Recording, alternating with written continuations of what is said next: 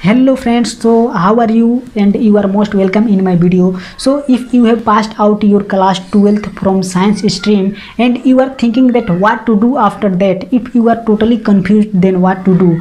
So in this video I will discuss the top 10 courses after science stream so that you can clarify your courses from your interest and you can do it.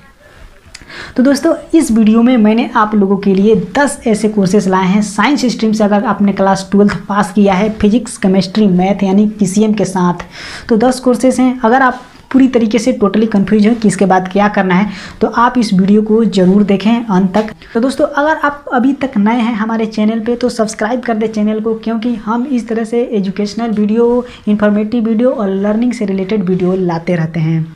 So guys, अगर आपने class 12th PCM से किया है तो जाहिर सी बात है आप इंजीनियरिंग करना चाहते हैं। तो इंजीनियरिंग के फील्ड में कौन कौन से कोर्सेस है चलिए हम डिस्कस करते हैं।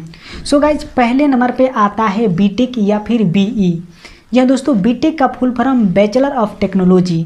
इसमें आपको साइंस से और टेक्नोलॉजी से रिलेटेड, कंप्यूटर से रिलेटेड चीज़ें पढ़ाई जाती हैं। यह जो कोर्स है इसकी ड्यूरेशन 4 साल है, जिसमें 8 सेमेस्टर्स हैं। अगर आपको बीटेक करना है तो फिर आपको क्लास 12th में जो है साइंस स्ट्रीम पीसीएम के साथ पास होना बहुत ज़रूरी है। तो दोस्तों अगर आप एक सिविल इंजीनियर या फिर कंप्यूटर इंजीनियर बनना चाहते हैं तो आप बीटेक कोर्स को ऑफकोर्स कर सकते हैं। सो दोस्तों बीटेक जो कोर्स होता है वो केवल एक कोर्स नहीं होता है। अगर आप बीटेक भी करने चाहेंगे तो इसमें बहुत सारे ऑप्शंस आते हैं कि आपको बीटेक किस फील्ड में करना है। तो जैसे इसमें मैं आपको कुछ नाम बता देता हूं कि कौन कौन से बीटेक होते हैं जिसको कि आप अपने इंटरेस्ट के अनुसार कर सकते हैं। B Tech in computer science, B Tech in civil engineering, B Tech in information technology, B Tech in electrics and electronics. So guys, ये जो कुछ कोर्सेज हैं जो कि आप कर सकते हैं अपने इंटरेस्ट के अनुसार चुन करके। इस बीटेक के बाद आप हो सकता है तो जॉब भी कर सकते हैं या फिर एमटेक कर सकते हैं। बीटेक एक अंडर ग्रेजुएट कोर्स है और एमटेक जो होता है वो पोस्ट ग्रेजुएट कोर्स होता है। सो गाइज, बीटेक की तैयारी इंडिया में बहुत सारे कॉलेजेस कराते हैं। सो आप उसमें डायरेक्ट या फिर इनडायरेक्ट एडमिशन भी होते हैं, सो आप ले सकते हैं। सो गाइज, दूसरे नंबर पे आता है बी आर्क। यह दोस्तों बैचलर ऑफ आर्किटेक्चर। यह जो कोर्स होता है यह 5 साल का होता है और इसमें 10 सेमेस्टर होते हैं। तो दोस्तों इसमें आपको जो है कंस्ट्रक्शन साइट से रिलेटेड चीज़ें सिखाया जाता है। जैसे कि अगर आपको स्केचिंग, पेंटिंग ये सब पसंद है तो आप इस फील्ड में जा सकते हैं। इसमें जो होता है जैसे कि सड़क निर्माण होता है तो वो उस चीज़ के बारे में सिखाया जाता है, और बिल्डिंग निर्माण कैसे होता है, उसके डिज़ाइन होना चाहिए, क्या होना चाहिए, घर के इंटीरियर डिज़ाइन होना चाहिए वो क्या होना चाहिए, या फिर शॉपिंग मॉल्स जो भी चीज़ें बनती है, जितने भी कंस्ट्रक्शन साइट हैं वहाँ पे जो भी चीज़ें बनती हैं तो इस तरह के कार्य सिखाए जाते हैं। इसके लिए जो एलिजिबिलिटी क्राइटेरिया क्या होना चाहिए, तो क्लास 12th में आपका फिजिक्स केमिस्ट्री मैथ अनिवार्य सब्जेक्ट है। इसके साथ आपको क्लास 12th 50% मिनिमम से पास आउट होना चाहिए। इसके साथ साथ एडमिशन के लिए आप प्राइवेट या फिर सरकारी कॉलेज दोनों हैं, आप कहीं से भी एडमिशन लेकर के पढ़ाई कर सकते हैं। और बात करें कि आप क्या क्या बन सकते हैं बैचलर ऑफ आर्किटेक्चर करने के बाद, civil engineering, design architect, project architect, interior designer and structural engineer बन सकते हैं। सो गाइज, तीसरे नंबर पे आता है बीएससी यानी कि बैचलर ऑफ साइंस। यह जो कोर्स होता है 3 साल का होता है। इसमें 6 सेमेस्टर होते हैं और इस कोर्स के लिए आप किसी भी सरकारी या फिर प्राइवेट कॉलेज में एडमिशन ले सकते हैं। गाइज, जो बीएससी है इसमें भी कई कैटेगरी हैं, आगे चलकर इसमें भी कई कैटेगरी के पढ़ जाते हैं। तो उसमें भी आपको चुनना होता है अपने इंटरेस्ट के अनुसार कौन सा कैटेगरी आपको पसंद है, उस कैटेगरी के कोर्सेज को आप कर सकते हैं। जैसे कि इसमें है BSc math, BSc chemistry, BSc physics, BSc microbiology, BSc electronics, BSc food technology, BSc chemistry, BSc nursing and BSc agriculture. So guys, BSc में कुछ स्पेशल सब्जेक्ट्स पढ़ाए जाते हैं, जैसे कि मैं आपको बता दूं कि biology, zoology, botany, chemistry, biochemistry, physics, maths, इसके साथ साथ कंप्यूटर साइंस, एग्रीकल्चर। सो गाइज, ये कोर्सेज करने के बाद आप जॉब भी कर सकते हैं या फिर फर्दर स्टडीज़ के लिए आप जो है एमएससी कर सकते हैं।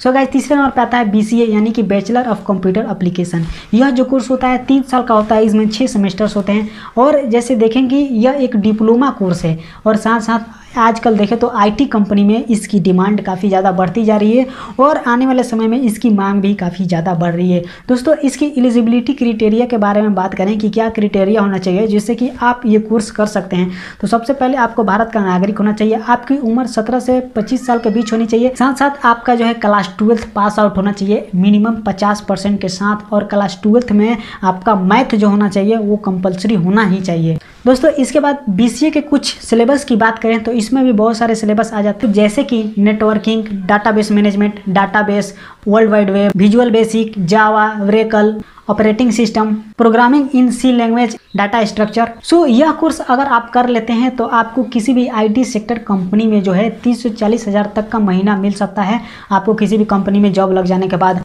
अगर आपका बड़ी कंपनी में जॉब लग जाता है जैसे कि फेसबुक, माइक्रोसॉफ्ट, ऑरेकल, अमेजॉन जैसी बड़ी कंपनी में जॉब लग जाता है तो ऐसे में आपकी जो मंथली इनकम है वो लाखों के ऊपर जा सकती है। सो गाइज 5वें नंबर पे आता है डिफेंस। जी हाँ दोस्तों, डिफेंस में आपको जाने के लिए मान लीजिए कि अगर आप देशभक्त हैं, देश की रक्षा करना चाहते हैं, सीमा पे लड़ने जाना चाहते हैं, तो इसके लिए एनडीए का एक एग्ज़ाम होता है, उसको आपको क्लियर करना पड़ेगा। इसके बाद आप किसी भी कॉलेज में एडमिशन ले सकते हैं जो है सेना की तैयारी के लिए। एनडीए का फुल फॉर्म होता है नेशनल डिफेंस एजेंसी।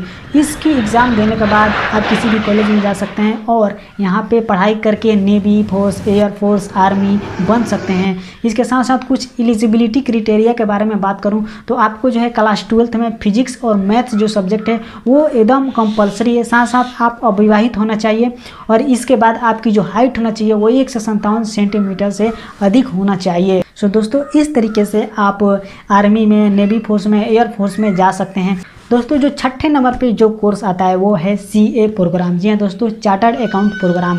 आप चार्टर्ड अकाउंट बन सकते हैं और इसकी डिमांड जो देखें तो अभी भी काफ़ी ज़्यादा है।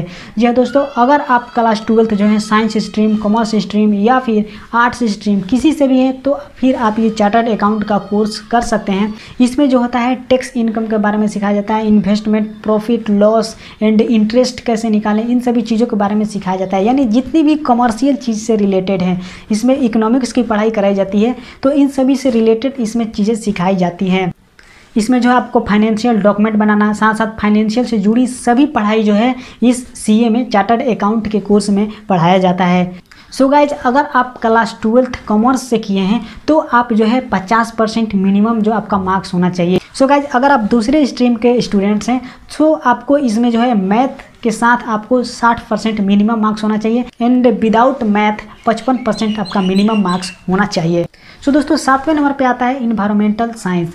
इस कोर्स को अगर आप करते हैं तो इसमें जो है हमारे इन्वायरमेंटल के बारे में पूरी फुल प्रूफ जानकारी दी जाती है।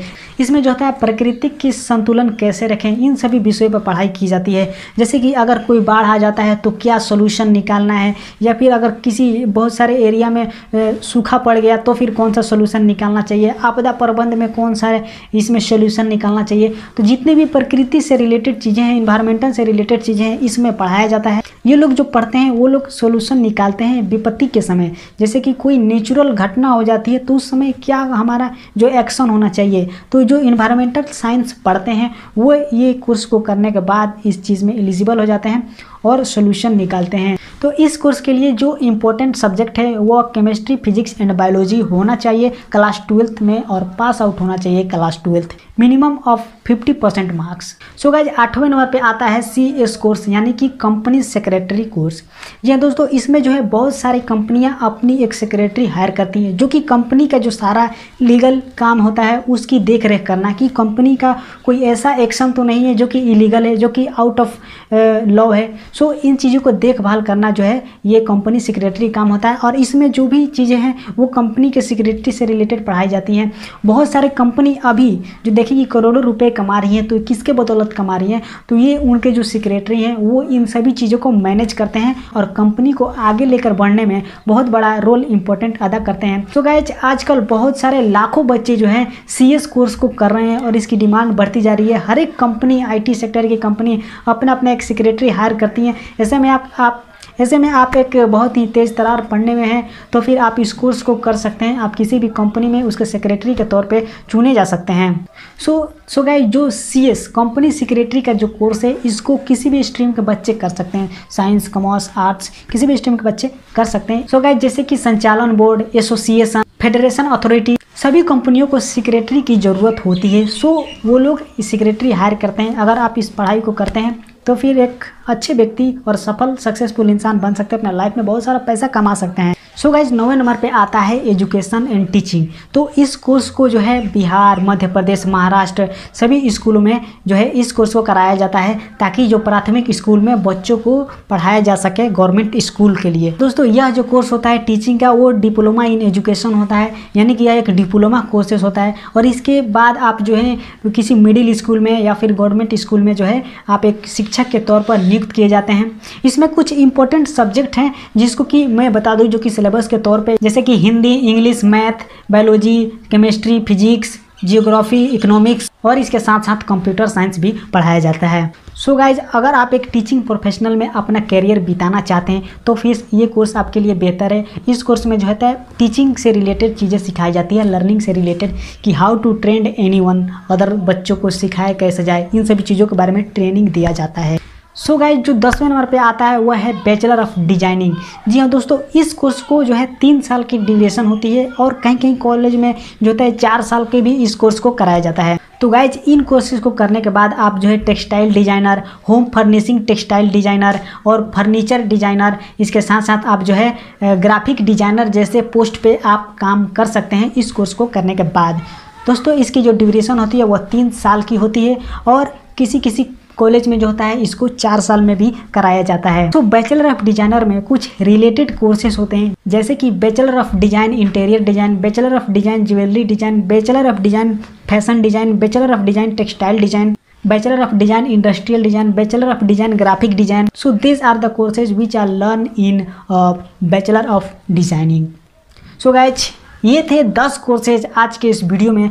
अगर आपको ये 10 कोर्सेज सेटिस्फाइड करते हैं तो वीडियो को लाइक ज़रूर करना, क्योंकि इससे हमें बहुत मोटिवेशन मिलता है।